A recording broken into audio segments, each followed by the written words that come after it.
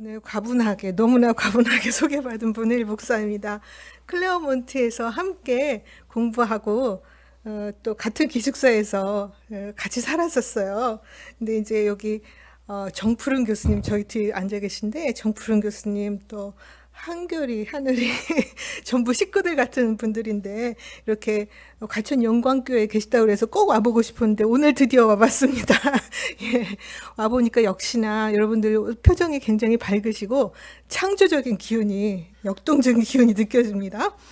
과천 영광교회 올해 표어가 바로 한 걸음 몸을 내밀며 이렇다고 들었습니다. 급히 뛰어가는 것이 아니라 평상시 걸음대로, 그쵸?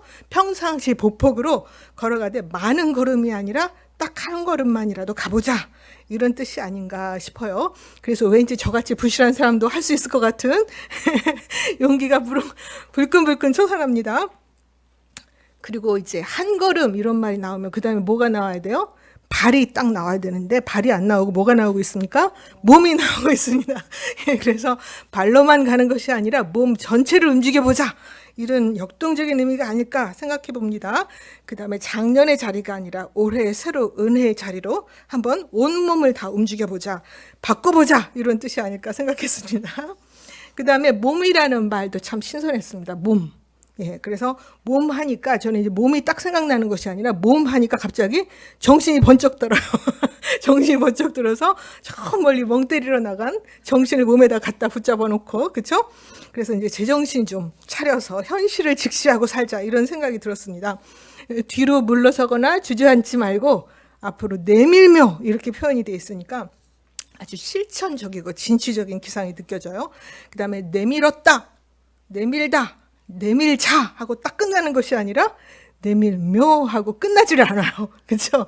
끝나지가 않아서 여운이 남으니까 뭔가 또 기대하게 되고, 여기 그 다음에 내가 무엇을 이어가야 할 것 같은 부담감도 느껴지고, 그렇지 않습니까? 내밀며 다음에 여러분 이야기가 시작돼야 되죠. 그래서 이 멋진 표 앞에 제가 감히 어떤 말씀을 들고 설 수 있을까 고민이 좀 있었습니다. 그래서 이제 기도하던 중에 전공을 살려서 요한복음 1장 1절부터 18절까지 한번 읽어보자, 이 위대한 본문을. 그렇죠? 제가 어디 가서 또 이런 기회를 갖겠습니까? 그래서 다른 교회는 못 하실 수 있어요. 다른 교회는.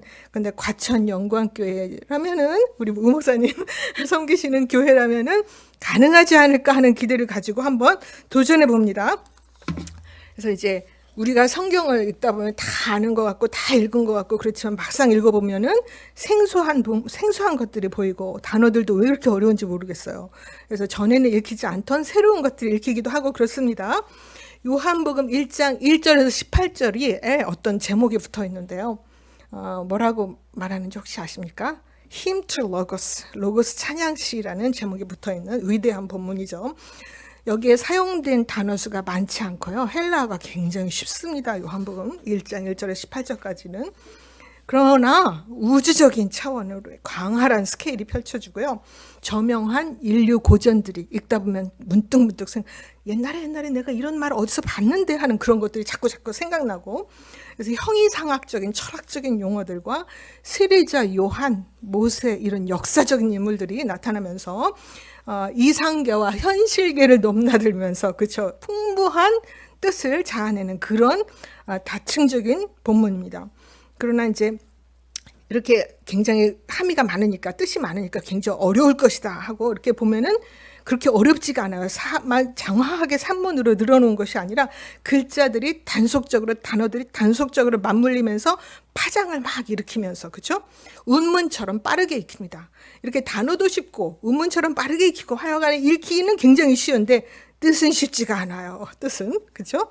그래서 저 글자들은 저자들이 도대체 저 글자를 쓴 사람이 누군가, 저자를 밝히지도 않고 어떤 전통에서 왔다고 설명이 아무것도 없어요. 그래서 이제 요한복음 도입부는 지난 2000년 동안 무수한 지혜자들의 역사적 궁금증, 문학적 상상력을 총동원시켜서 일깨워서 해석에 도전하게 했지만, 여전히 아직까지도 해석의 여지가 남아있는 그 신비한 자태를 계속 유지하고 있는, 그러면서 창조적 해석 공간을 열어두고 있는 그런 본문입니다.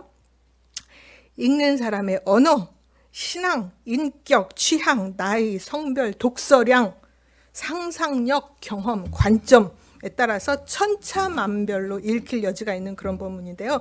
이 본문 속으로 오늘 들어가 보겠습니다. 이 본문에 들어간다는 의미는 이것을 읽기 전에 나와 읽은 후에 나가 달라질 수 있다는 그런 거예요. 오늘 그 리추얼을 진행해 봅니다. 이제 헬라어로 들어가겠습니다. 용서하시고 들어주세요.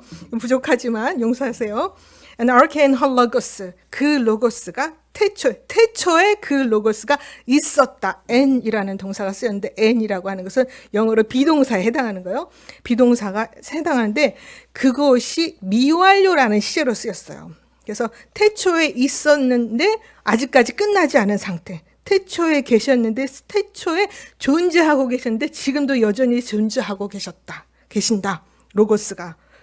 로고스 and burst on the on. 어떤 상태로 존재하시냐 하면은 그 로고스는 하나님과 플러스 상태로, 플러스라는 게 플러스 upon 얼굴, 이 전치사랑 비슷한 전치사인데 얼굴과 비슷한 전치사인데 얼굴과 얼굴을 마주보고 계셨다. 하나님과 함께 그 로고스가. 그리고 그 로고스는 하나님이셨다. 그 하나님과 마주보고 있는 그 로고스 또한 하나님이신데 로고스가 하나님이다 할 때 theos, 하나님 앞에는 정관사가 없어요. 그 로고스는 그 하나님이었다가 아니라 그 로고스는 하나님이셨다 이렇게 되어 있고요. 우토세는 archibus on the on, 이분이 태초에 하나님과 마주하고 계셨다. 이거 읽어보니까 여러분 창세기가 생각나지 않습니까? 태초에 하니까 그렇죠? 그래서 구약성경 창세기 그리스어로 번역한 70인역이라고 하는데요. 그 70인역 맨 처음에 엔아르케로 시작해요. 태초에로 시작해. 똑같아요. 요한복음처럼. 그런데 요한복음과 창세기는 좀 다른 부분이 있어요. 분명히. 뭐가 다를까요? 여러분 발견하셨습니까? 창세기에서는 태초에 하나님이 천지를 창조하셨죠. 그렇죠? 그래서 창조론 누가 창조했어요? 하나님 이렇게 나오는데 요한복음은 어떻습니까? 창조론이 먼저 나오지 않고 하나님이 먼저 나오지 않고 누가 먼저 나와요? 로고스가 먼저 나옵니다. 그 로고스가. 그렇죠? 그 로고스가 창조했다가 아니라 계셨다. 존재론이에요. 그래서 창세기에서는 창조론으로 시작하는데 요한복음은 존재론, 온톨로지, 이제 철학적 용어로 온톨로지라고 합니다. 온톨로지로 시작합니다. 그래서 이제 로고스는 도대체 뭐길래, 로고스가 굉장히 중요한 말이에요. 그래서 이제 유대에서도 유대 성경에서도 구약 성경에서도 하나님의 말씀, 여호와의 말씀할 때 나바라 이런 걸 이제 로고스로 번역을 해서 굉장히 중요한, 로고스라는 말은 굉장히 유대 전통에서도 중요한데 그리스 철학에서는 어쩌면 더 중요할 수도 있어요. 그리스 철학을 대변하는 딱 하나의 단어만 꼽아봐라. 그러면 뭐가 꼽힐 것 같아요? 어쩌면 소피아가 꼽히지 않을까? 왜냐하면 철학하면은 필로소피아, 그러니까 소피아를 사랑하는 게 철학이거든요. 소피아가 뽑힐 수도 있지만 그보다 더 많이 언급된 그리스 철학 문헌에 찾아보면 엄청 언급돼 계속 나오는 그 단어는 로고스라는 단어예요. 그래서 로고스는 어쩌면 그리스 철학을 대변하는 굉장히 중요한 용어일 수도 있고, 그래서 로고스는 도대체 뭔데? 도대체 로고스가 뭐냐면은 입으로 이렇게 발설하는 말도 로고스지만 언어 이런 것도 로고스지만 말을 하게 하는 이성, 그다음에 생각, 원리, 이론, 학문, 이야기, 설명, 계산, 비율 이런 것도 전부 로고스라고 하는 풍부한 용어입니다. 여러분 이솝우화 들어보셨죠? 이솝우화 중에 제우스와 인간이라는 제목이 붙은 우화가 있어요. 그래서 이제 요한복음은 엔아르케, 태초에 이렇게 시작하는데 제우스와 인간이라는 이야기는 뭘로 시작하냐면 프로톤, 처음에 이렇게 시작해요. 그래서 굉장히 비슷하죠? 그래서 거기서 이제 처음에 뭘 했냐면 제우스가 동물들을 만들었대요. 처음에 만들어가지고 동물들을 만들어서 각 동물들에게 재능을 하나씩 선물로, 카리스, 은혜라는 거는 선물이라는 뜻도 있어요. 카리스라는 단어는 선물로 줬는데 어떤 동물에게는 힘을 줬고, 코끼리 같은 동물 엄청 힘이 세잖아요. 그래서 힘을 줬고, 어떤 동물에게는 속도, 빨리 달릴 수 있게 속도를 줬고, 어떤 동물에게 날개를 줬어요. 날쌘이. 그래서 이제 새들, 그다음에 말들, 얘네들은 전부 하나씩 저 선물을 줬는데 인간이 이렇게 딱 보고 있으니까 자기한테만 아무것도 안 준 것 같아. 그래서 제우스 신에게 항의를 했다는 거예요. 왜 쟤네들만 주고 저만 안 줘요? 왜 저만 미워해요? 이렇게 항의를 하니까 제우스 신이 뭐라고 대답을 했느냐 하면은 하여간 그 세계에서는 신이니까 우리는 아니지만 그대는 참으로 가장 위대한 것을 받고도 벌써 받았다는 거예요. 선물을 벌써 줬대요. 어떤 선물을 줬는데 도대체 그 선물을 알아차리지도 못하는구나 너는. 그대는 어떤 선물을 줬어요? 로고스라는 선물을 줬다는 거예요. 신이 인간에게 선물로 로고스를 벌써 받았으니 그것은 신들과 인간들 사이에서 가장 유능하고 가장 강력하고 가장 신속한 것이다. 이렇게 설명해. 제일 좋은 것을 줬는데 알지도 못하네. 이렇게 대답을 했던 거죠. 그러니까 그리스 세계에서 로고스는 누구하고 누구만 서로 갖고 있는 신과 인간만이 가지고 있는 그 무엇이에요. 그렇죠? 가장 강력하고 가장 유능하고 신속한 그 무엇이에요. 에베소에 여러분 이제 그 성지순례 가신 분들 계실 수도 있는데 7교회 중에 하나 그 에베소에 헤라클레이토스라는 철학자가 살았었어요. 옛날에 이 사람의 철학을 대표하는 용어가 뭐냐면 로고스라는 용어예요. 그래서 이제 이 사람 뭐라고 주장하냐면 이 세상 온 세상은 로고스로 만들어졌다. 그런데 그 로고스는 불이고 그 로고스를 아무리 잘게 잘라도 그 창조적인 능력이 전혀 없어지지 않는다. 아무리 자잘한 로고스라도 창조적인 힘을 그대로 유지하고 있다. 이렇게 주장했어요. 이런 철학과 우화를 공유하는 세계를 향해서 요한복음은 그래? 그대들이 그렇게 로고스를 좋아해? 그대들이 그렇게 좋아하고 가지고 싶어하는 로고스가 바로 예수 그리스도야 하고 선포하고 있습니다. 그러니까 로고스라는 말을 듣던 사람들이 로고스 얘기를 하네? 그게 누구라고? 누구냐 하면 예수 그리스도라고 선포하고 있는 거. 그래? 그럼 우리가 한번 알아봐야지. 이렇게 나와. 그래서 선교적인 역량이 풍부한 요한복음입니다. 이제 3절로 가봅니다. 판타디아우토 에게네토. 만물이 그를 통하여 에게네토 했다. 그동안에는 에이미 동사, 비동사가 나왔는데 이제 비컴 동사가 나오고 있어요. 그래서 신이라든가 창조주 이렇게 높은 단계의 분들에 대해서 설술할 때는 에이미 동사, 비동사, 존재론적인 동사를 사용하는데 여기 피조물에 대해서는 비컴 동사, 비컴 동사를 사용하고 있어요. 그래서 창조되었대. 만물이 그를 통하여 창조되었고 커리스 아웃에게는 또 우드 앤 허게거는 창조된 것 중에서 어떤 것 하나도 그 없이 창조된 것은 없다는 거예요. 그래서 드디어 창조 이야기가 존재로만 나오다가 드디어 3절에 가서 창조 이야기가 나오는데 창세기와 다른 점은 뭐예요? 창세기에서는 하나님이 창조를 하시는데 여기 요한복음에서는 누가 창조를 해요? 아우트. 그를 통하여 로고스를 통하여 창조가 이루어지는 거예요. 그래서 이제 또 4절로 넘어갑니다. And out the joy and 그 안에 어떤 안에? 로고스 안에 생명이 있었다. Que joy and the force ton anthropon. 그런데 그 생명은 사람들의 빛이었다. 생명이 사람들의 빛이라는 게 뭐예요, 여러분? 사람들의 빛이라는 게 생명이 사람들의 빛이었다. 로고스 안에 있는 생명이 사람들의 빛이었다. 이게 무슨 말이에요? 여러분 이제 새를 딱 보다가 저게 뭐지? 코끼리인가? 기린인가? 내가 한번 알아봐야지. 여러분 그러십니까? 아니죠. 새를 딱 보자마자 저기 새네? 저 새 이름까지 우리 다 알고 있어. 저 비둘기네? 까마귀네? 까치네? 금방 빛의 속도로 우리는 그것이 새라는 걸 알 수 있어요. 왜?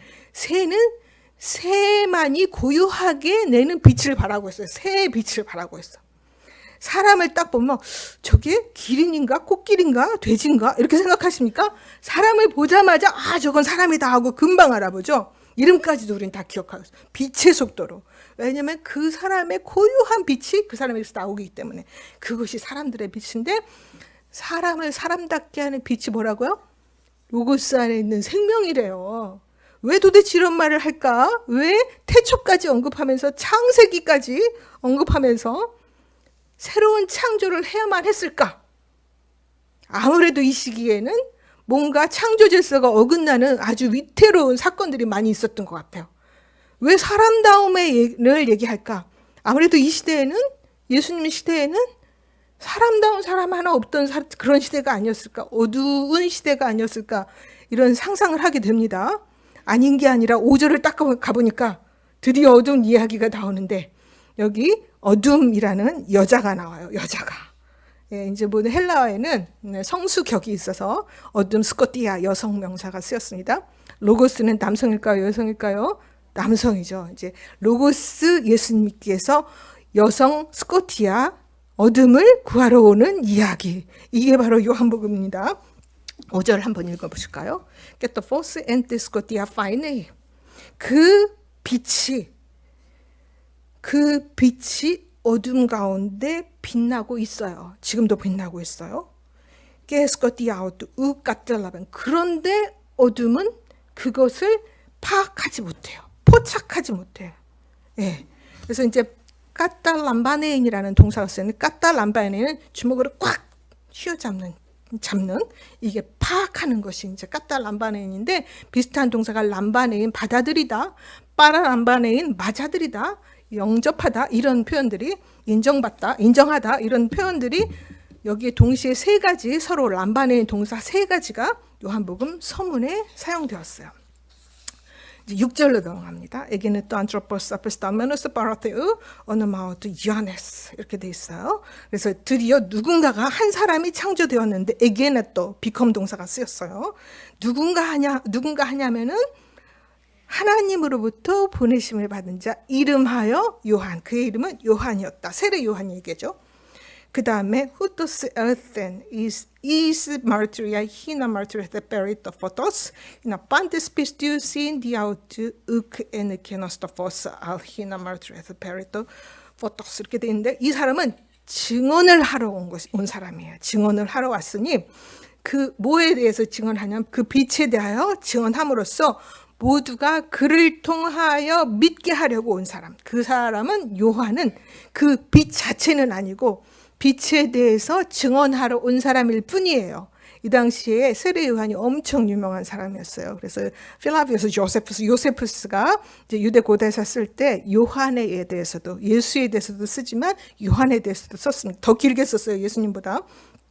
굉장히 중요한 사람이었어요. 그래서 예수님이 돌아가셨을 때 이제 예수님 부활했을 때 예수님을 세례 요한이 부활한 사람으로 이렇게 이해하기도 했을 정도로 세례 요한 굉장히 그 당시에 중요한 인물이었고 많은 사람이 혹시 저 사람이 오신다는 메시아가 아닐까 하고 생각했을 그런 분이었죠.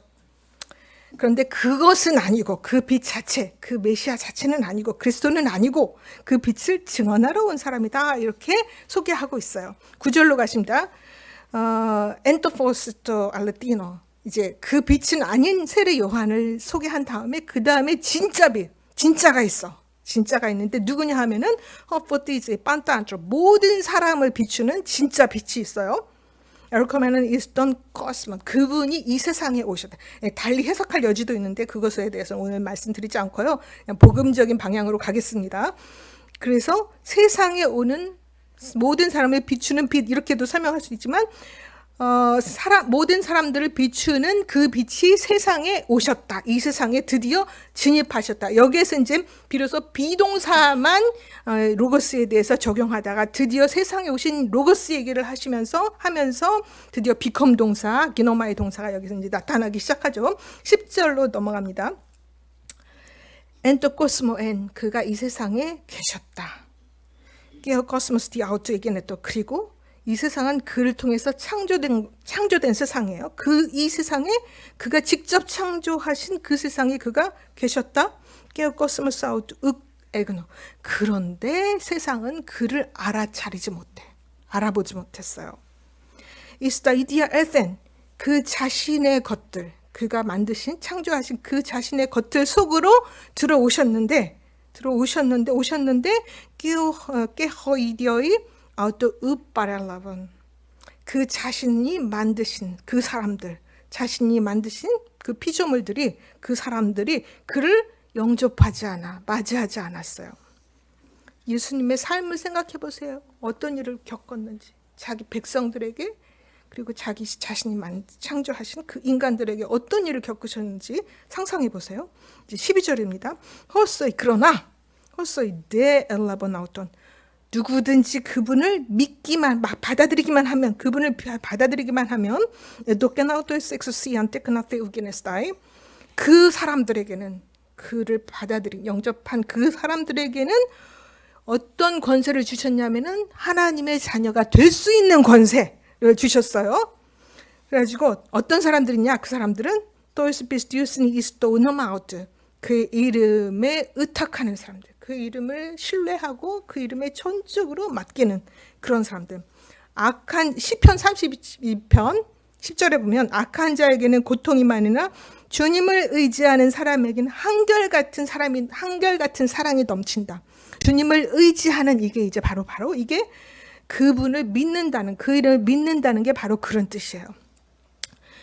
그래서 그러면 어떻게 테크나페우가 되는데, 하나님의 자녀가 어떻게 될 수 있는데, 그 설명은 13절에 나오네요. 13절에 한번 읽어보시면 어떻게 될 수 있냐면, 그 사람들 어떻게 태어난 사람들이냐, 어떻게 그런 사람이 됐느냐. 에크하이마톤, 피들러 되는 것도 아니야. 피들러 된다는 것은 혈통, 우리 조상이 하나님의 자녀였어, 그러니까 나도 하나님의 자녀야, 이게 안 된다는 거예요. 예. 그 다음에 우드 에크탈마토 사르커스, 뜻에 따라서 되는 것도 아니에요. 사르크스는 여성이에요. 사르크스가 뭐냐면은 육체라는 뜻이. 옛날에는요, 여성을 좀 우습게 알았던 것 같아요. 그래서 여성에게도 정신, 이성 이런 것들이 있는데 육체로만 본 시대가 있었어요. 그래서 육체 하면은 여성들을 가리키는 비하적인 말이기도 했었어요. 근데 이제 또 공교롭게도 사르크스라는 게, 또 육체라는 게 여성 명사예요. 그래서 사르크스, 육체의 뜻으로 되는 것도 아니고, 우데크살마토스 안드레스, 아내르라는 단어가 있는데 이거는 남자란 뜻도 되고 사람, 남편 이런 뜻도 돼요. 그래서 이제 남편의 뜻으로 되는 것들, 엄마 아빠의 뜻으로 되는 게 아니라 이 말이에요. 부모 찬스로 하나님의 자녀가 될 수 있는 것이 아니다 이 말이에요. 뭘로 될 수 있어요? 뭘로 될 수 있냐면 에크세우, 하나님으로부터만 태어날 수 있는 사람들이에요. 이 사람들은 여기에서 테오스, 하나님이 사용되는데 여기 앞에는 정관사가 없어요. 아까 정관사 없는 하나님은 어디에게 붙었다고 그랬어요? 로고스에게. 바로 그 헐로고스에 정관사 없는 테오스가 붙었는데, 그 똑같은 정관사 없는 테오스가 여기 사용됐어요. 예수님을 통해서 태어나는 사람들이 테크나테우, 하나님의 자녀구나. 여러분, 예수님을 통해서 어떻게 태어나요? 우리 여러분 다 아세요? 예, 이 신비한 이야기가 여기 써 있습니다. 그래서 이제 가문, 혈통이 좋다고도 안 되고, 부모 찬스도 안 되고, 예수님을 알아야 우리가 하나님의 자녀가 될 수 있어요. 14절을 보니까 게헐로고스 사르크스에게네토, 그 로고스가 사르크스, 육체, 아까 그 당시에 비하했던 그 용어 사르크스가 나오는데, 가장 비천한 그 몸으로, 그 살로, 그 육체로 오신 예수 그리스도. 그래서 에게네토라는 비컴 동사가 여기 사용되면서, 그렇죠? 로고스는 비컴 동사가 어울리지 않는, 항상 존재하시는, 영원히 존재하시는 그런 분인데, 비컴 동사가 드디어 우리처럼 되신 로고스가 나올 때 사용됩니다. 스케노선 앤 헤민, 우리 가운데 장막을 치셨다. 우리처럼 육체를 입고 오셔가지고 우리 가운데 장막을 치셨다. 텐트를 치시고 우리와 함께 사셨다 이 말이에요. 그래서 구약에서는 누가 장막을 치고 이스라엘과 함께 사는가 찾아보니까 민수기 35장 34절에 여호와께서 너희 이스라엘 자손들 한가운데서 장막을 치셨다 이렇게 표현이 돼요. 구약에서는 여호와 하나님께서 장막을 치시는데, 요한복음에서는 여호와 하나님이 아니고 로고스 예수 그리스도께서 우리 가운데 장막을 치시네요. 그렇죠? 그 다음에 스가랴서 2장 10절에도 여호와께서 보라, 내가 시온의 딸에게 와서 네 가운데 장막을 칠 것이라 하고 예고하셨는데, 바로 그 예고하신 하나님이 로고스 예수입니다 하고 요한복음은 소개하고 있습니다. 15절로 넘어갑니다. 예, 조금만 더 이제 참아주셔요. 아주 지루하죠. 그래서 이제 15절로 가시면은 요하네스 마르트라이 베리 아우턴, 요한이 드디어 이제 그에 대해서, 그 로고스에 대해서, 사르크스를 입고 오신 예수 그리스도에 대해서, 육화되신 예수 그리스도에 대해서 증언하고 있는데, 이렇게 그라겐레건 막 소리쳐서 말하고 있어요. 소리쳐 말하기를 뭐라고 말하냐? 흩어세는 헌 에이폰. 내가 말한 사람이 바로 이 사람이야 하고 얘기하고 있어요. 업비점은 뭐라고 말했었는가 한번 찾아보니까 업비점무 아르카멘에서 나보다 늦게 오지만, 그러니까 육신적인 출생은 나보다 늦지만, 내 동생이지만 이런 말이에요. 나보다 늦지만 엠프로스된 무게거는 나보다 우월하신 분이라고 소개하고 있어요. 허티 프로토스 무엔. 왜냐하면 나보다 먼저 존재하고 계셨기 때문에 이런 말이에요. 왜냐하면 로고스는 아까 선지하시는 이 세상을 창조하기 이전부터 계셨던 그런 분이라는 거 아니에요. 그래서 그 존재론적으로 보면 나보다 훨씬 우월하신 분, 이렇게 세례 요한이 소개하고 있죠. 16절로 넘어갑니다. 호티 엔터 플레로마토스 아우트 헤메이스 반테스 엘라 보면, 왜냐하면 왜 그렇게 그분이 우월하다는 건 어떤 의미냐 하면은 우리 모두 그의 충만하심으로부터 받았어요. 우리가 가진 거는 그분에게서 오지 않은 게 없어요. 모두 다 우리가 그것을 다 받았고, 이게 하린 안티카르토스, 은혜 위에 은혜 연달아 은혜를 또 받았어. 은혜보다도 더 넘치는 더 우월한 은혜를 받은, 은혜 대신에 은혜, 이렇게도 해석할 수 있는 안티라는 이제 전치사가 쓰였는데요. 그래서 그러면 도대체 은혜는 뭐고 그보다 더 나은 은혜는 뭔가 알아봐야 되잖아요. 바로 연달아서 17절에 설명이 나옵니다. 찾아보겠습니다. 도대체 은혜는 뭐냐? 은혜는 뭐냐면 호티호 노모스 디아 모스세도스. 노모스가 은혜라는 거예요. 노모스가 뭐예요? 자연법도 노모스고 유대 율법도 노모스고, 그쵸? 율법은 모세를 통해서 주어졌어요. 그것도 은혜지만 해 카리스 게해 알레테이야, 은혜와 진리는 디아 예수 그리스도를 통해서 에게네토 기노마의 동사가 아까 창조하다 이런 의미도 있다고 말씀드렸던 바로 기노마의 동사가 예수님이 우리들에게 가져온 은혜에 대해서 쓰였어요. 이건 뭐예요? 그 이전에는 없던 은혜를 새로 우리에게 가져다 주신 예수 그리스도. 어떤 은혜예요? 옛날에는 은혜만 있었다면 지금은 은혜에 뭐가 붙었어요? 알레테이아, 진리가 붙은, 은혜 플러스 진리를 가져오신 예수 그리스도를 소개하고 있습니다. 대체 이게 무슨 말이에요? 도대체, 그쵸? 은혜와 진리가 같이 붙으면 뭐가 그렇게 좋은데?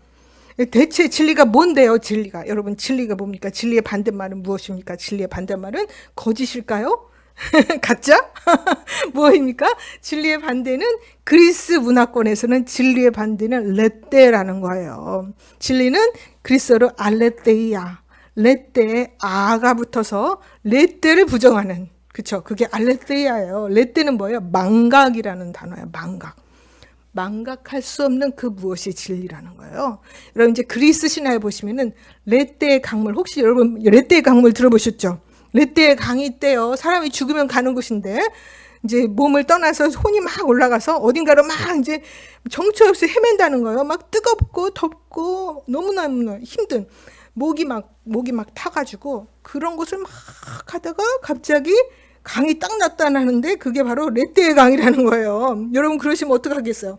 레떼의 강으로 막 달려가서 물을 벌컥벌컥 들이마시게 되지 않겠습니까? 그렇게 되면 그 레떼는 어떤 작용을 하느냐? 우리가 기억하고 있던 것을 싹 다 잊어버리게 하는, 전생을 잊어버리게 하는 그런 레떼의 강을 마시게 한다는 거예요. 우리가 죽으면. 그런데 이제 철학으로 고도로 이제 덕을 쌓고, 이제 정신이 반짝반짝 빛나는 사람들은 레떼의 강에 딱 이르러서도 아주 목마름을 꾹 참고 그것을 견디고 마시지 않는데요. 그래서 철학자냐 아니냐, 철학자의 혼과 평범한 사람의 혼을 구분할 때 그런 거를 사용한다는 거예요. 그래서 그렇다면 진리가 레떼의 반대말이야? 그러면 진리라는 것은 잊어버릴 수 없는 것, 절대로 잊어버릴 수 없는 것, 잊어버리더라도 다시 기억할 수 있는 것. 여러분, 진리의 특징이 뭔지 아십니까? 진리의 특징은 시간을 초월한다는 거예요. 이게 뭔 말이에요 도대체? 오늘 1 플러스 1은 2다. 내일은 1 플러스 1이 어떻게 됩니까? 3으로 변합니까? 아니에요. 그냥 2예요. 그렇죠? 그럼 창조 시에는 1 플러스 1이 뭐였을까요? 그때 난 100쯤 됐을 거야. 아니고 그때도 1 플러스 1은 2였고, 이런 것들이 진리잖아요. 진리라고 하는 것은 어제나 오늘이나 변함이 없는, 그것이 언제 나타나더라도 그대로 그 모양 그대로 변함이 없는 영원한 그것이 바로 진리죠. 예수님의 제자들은 예수님이 이 그 어려운 시대에 막 식민지 생활을 하잖아요. 이제 거의 식민지죠. 그래서 이제 속국, 로마의 속국으로 살면서 사람답지도 못하고 그냥 거렁뱅이처럼 그냥 떠도는 생활, 그 거지들의 왕초 예수님, 거지들의 왕초 예수님인데 그 고통을 당하시고 또 억울하게 또 고소를 당해가지고 억울한 재판, 짓지도 않은 죄를 뒤집어 쓰고 누명을 쓰고 십자가형을 하게 된, 십자가를 이렇게 끌고 가면 로마 군인들이 그냥 애워싸가지고 어디든지 막 찔를 수 있고 때릴 수 있대요. 너무 끔찍하죠. 그런 십자가형을 당하신 예수님, 자기들의 스승에 대해서 저분이야말로 참이었다, 진짜였다, 진리였다, 이렇게 하고, 창세 전부터 저분은 지금만 잠깐 진리가 아니라 저 사람은 오를 수도 있어, 그 정도가 아니라 아니야, 저분은 처음부터 진리로 태어나신 분이야 라고 고백합니다. 혹시 여러분 집에 그런 하나님이라고 고백할 만한 가족들이 살고 계십니까? 저는 아무리 좋아도 참 남편을 만나서 살고 있죠. 근데 아무리 좋아도 우리 남편이 하나님같이 보이지는 않아요. 여러분 어떻습니까? 그래서 어머니 참 좋긴 한데 어머니가 87세부터는 좀 모시기가 어렵더라고요.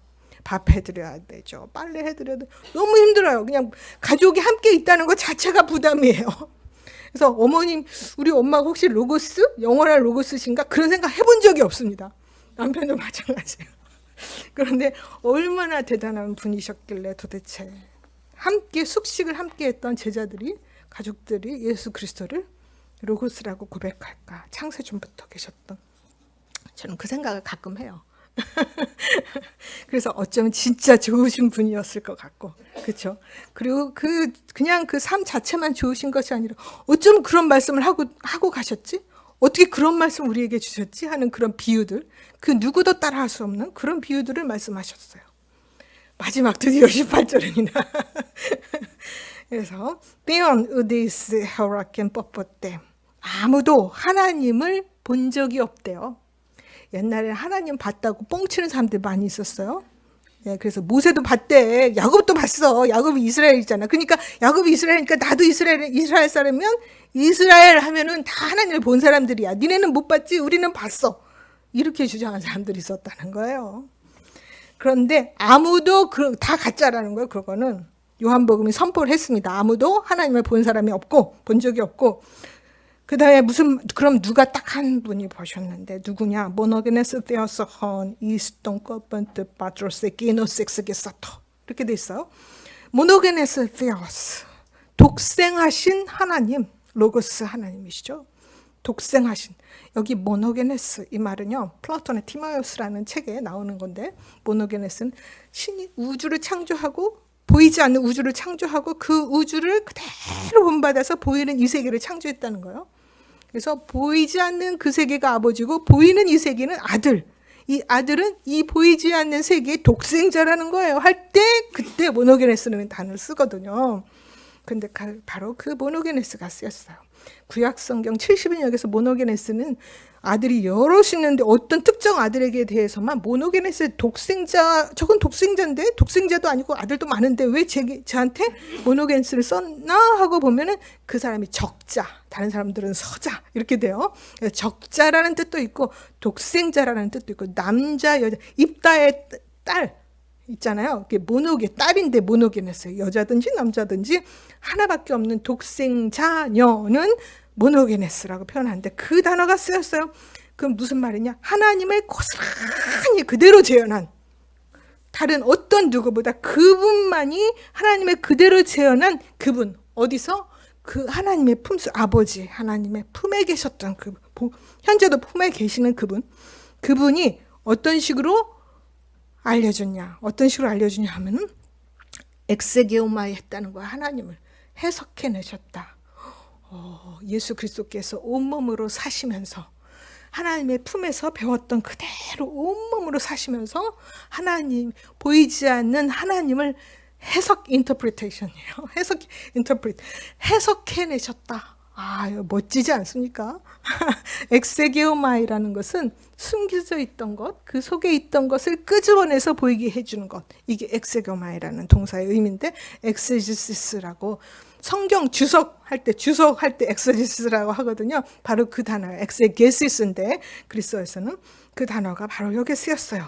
아, 그렇다면은 우리 인간과 함께 사시면서 말과 행동으로 삶으로 온몸으로 하나님이 어떤 분이신지 몸을 내밀며 한 걸음 몸을 내밀며 해석해 주신 분이 예수 그리스도구나. 그러면 근데 있잖아요. 요한복음에 예수님이 하나님 품에 계시잖아요. 예수님의 품에도 누가 있어요? 누군지 아십니까? 예수님의 사랑받는 제자가 예수님의 품에 있어요. 그건 뭐냐면 요한복음을 쓴 어떤 저자일 수도 있는 그분이 예수님의 품에 있고 예수님에게서 그대로 고스란히 배운 것을 그대로 살아내는, 몸소 살아내는, 그리고 그 그런 요한복음을 읽고 따라하려고 노력한 우리들도 바로 그 품에 안긴 그런 사람들이 아니겠습니까? 그 뜻을 다 헤아릴 수는 없지만 오늘 읽은 이 위대한 본문을 읽으면서 저도 저같이 부실한 사람도 나도 그렇게 살고 싶다. 예수님의 품에 안겨서 예수님을 한번 이 온몸으로 온 마음으로 온 생으로 예수님을 한번 해석해 드려보고 싶다 하는 소망을 갖는데 여러분 어떻습니까? 예. 긴 이야기를 들어주셔서 감사합니다. 오늘 들으신 말씀 묵상하시면서 기도하시겠습니다. 감사합니다.